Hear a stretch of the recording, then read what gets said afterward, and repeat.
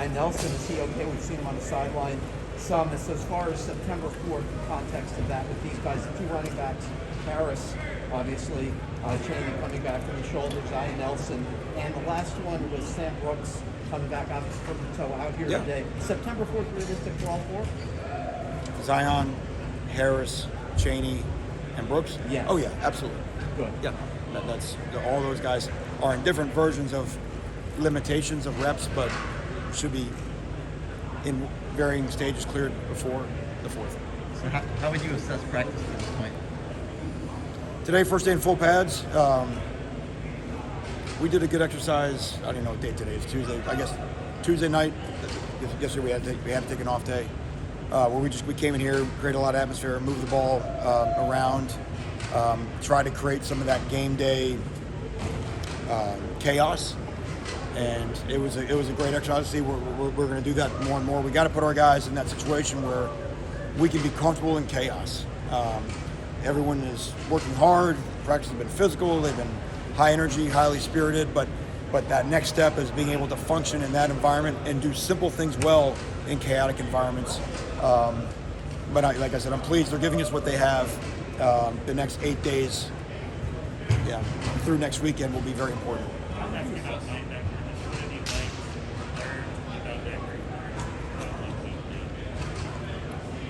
In my mind, we're better than we were a year ago already. But we're not there yet. All of the guys in that room have upped their game. But now with it being such an open competition, it's like race cars, and they take turns nosing out in front of each other. And that's good, because what's happening is when that happens is the race cars are all driving faster, which I think is the thing that we were lacking a year ago. So, again, I feel we have depth. I think, again, by next weekend, I think I'm looking for some guy to say, I'm not just good at the play, I'm the guy that has to be out there the first play of the game. How would you assess, from a macro standpoint, after a week of practice, how would you assess the season and also the expectations you guys have for the season? The team and our expectations? Yeah, well, how would you assess the season after? We don't, listen, all we've talked about, like in our first meeting, we talked about, okay, we understand the goals that we have, and then we don't talk about that anymore, because that's result-based. I mean, all we talk about is our level of competitiveness in everything we do. Bringing a notebook to every meeting is competing. They don't see it that way. They think competing is something that measured by a catapult. So just getting. When I say they, I mean some of them. That's it, man. I mean, to me, just getting our competitive spirit up. That's why I talked earlier. I think I'm going to answer that a little bit about just getting comfortable with that chaos and getting able to play at that speed, at that level, so that we're more comfortable on any stage we take our team to. Manny, Tyreek Stevenson, how is he doing? Coming from SEC, what does he bring? And he talked a lot about wanting to play on the outside, that he didn't really get that chance in Georgia. Can you just talk about him a little? Yeah, I think he's really made a big impact in our secondary. I don't think it matters what conference he played in before. The guy's a good football player. We've known him since he was a ninth grader. I think he loves being here. I think he fits in with our guys in the locker room. But he brings a competitive spirit, as I was mentioning, and a confidence back there. The way he moves for his size, he's a big dude. He's dropped some pounds from this summer, and he believes he's going to make every play when the ball is thrown his way. And I feel like our offense notices him when they're on the field. I think they feel his presence when he's out there. Assess with Charleston Rebel, what we've seen so far, like, is there a difference between what you saw in the spring and having the summer with the Eric and all that? Oh yeah, of course there's a difference, and just another go about of being in Rob Likens meetings. Rob Likens is an outstanding receivers coach, and all of the transfers that we've had come in, going back to Adrian Colbert in 2016, it's new, because these are not high school kids coming in. They've been taught a certain way, may not right, wrong, or indifferent, and then they got to come and find a new way to do things. So there's always that comfort level of getting to the point where it is, just routine to understand what Coach Likens is teaching. I think he's feeling more comfortable with all that. Many of the young guys entering their second and third year, beyond Keyshawn Smith, who comes to mind if I ask who's taken a jump where you think they're going to be able to help you on the field this year? Who's taken the biggest jump in performance production so far per week? Second or third year. Guys who've been here for a short time. Kit Smith would be one, I assume, right, Keyshawn? There'd be others. You mean Keontre? Keontre. Smith. Keontre. Right. Yeah. I mean, Keontre Smith. Geez, I'm just trying to think of framing it that way. Let's see. Like in the back end, I mean, a guy like young guys are still impressive. I mean, just to me, the new ones, like Cam Kitchens and James, those guys. Brian Balaam has been impressive. Really missed that guy in the spring. Brian, I think, has got a really big future. Trying to think of him by class. Chance Williams has done some nice things this camp. I think he's shown he's got a lot of promise ahead of him.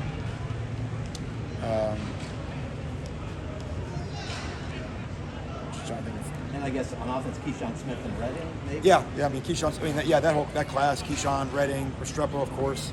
I mean, it's the last two classes, the 20 and 21s there's some dudes in those classes. They're good players. Do a couple more. The running the offensive line, we're tired of how much they've trimmed down John Ford, and I guess was there an emphasis at all to just get slimmer and faster? What was kind of the offensive coach? I think those are the decisions that guys make.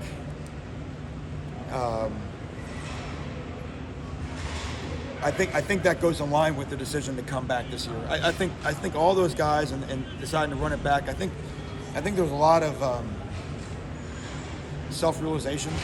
It's like, okay, listen, if I really want to be this, what do I have to do to be this? I mean, we certainly have had, Dave Philly does an amazing job with those guys, but you got to commit when you're outside of this building. For example, like on weight loss, that's a lifestyle thing. And so I think the commitment of the older guys, because I just think it just feels like there's a different reason why they're here now, more serious perhaps. I think that's one place where that manifests. Manny, you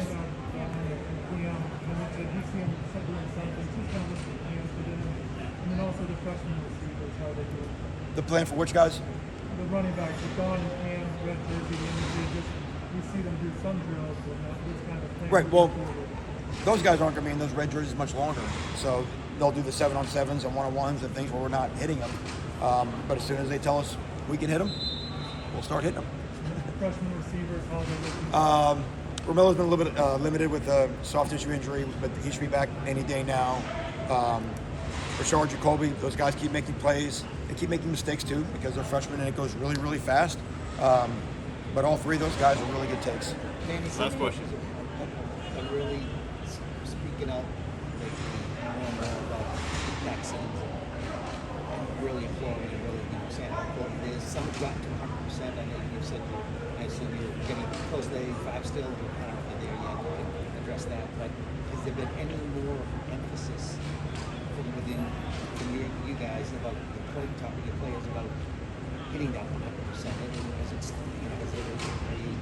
And because of the way things are going, especially in this state, has there been more emphasis on getting the vaccine? We've had to change some things we do protocol-wise, where the unvaccinated players have to go through some different things than the vaccinated players, because of of what's going on.